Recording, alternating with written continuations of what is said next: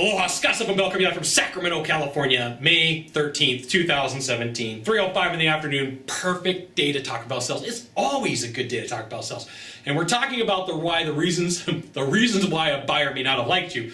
So we've talked about personality, you not paying attention, they don't like the way that you interact with them. But this next one's very important. It could be that you made too many buying decisions for them.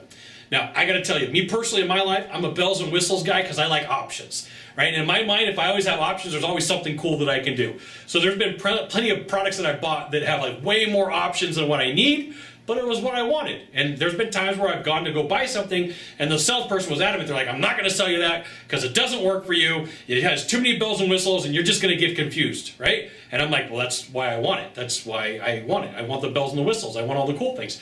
And they get caught up in like, oh, I'm not going to sell it to you, right? Or they look at me and they make a value judgment because typically I wear an Aloha shirt and flip-flops, as you call them, or slippers, as my friends call them out in Hawaii, right? And they make a value judgment. They're like, well, you can't afford this thing. And I think there's been plenty of times where I go to buy something. I looked at a really expensive watch. It's got a crown on it, right? And it was made of platinum. We're talking like $12,000 or $13,000 6 months ago.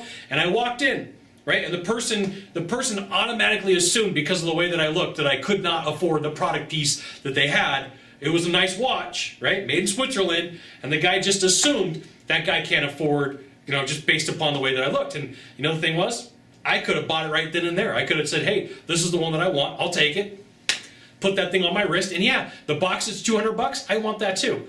But the guy prejudged my capability and like automatically assumed that I couldn't, right? Doesn't know anything about me. So there's like two things going on in here. The first one is, like, you're making a decision for the buyer. And the second is pre-assuming that that person can or cannot buy the product, the service, the widget, or the gizmo. Now, early on in my sales career, I had like a shocking experience where I went to a house and in the neighborhood that they were in, I made this prejudgment that they couldn't afford what they wanted when they said this is the one. I was shocked because the guy went in the back room, grabbed a bag full of cash, a brown bag full of cash, and he's like, I got $30,000 right here. That's the one that I want. I can pay you for it, right? And then from then on, I was like, don't prejudge the buyer, okay? Don't prejudge the buyer. Could be that you're offering the wrong product, service, widget, or gizmo because you are prejudging them or because it's not the one that you would pick, okay?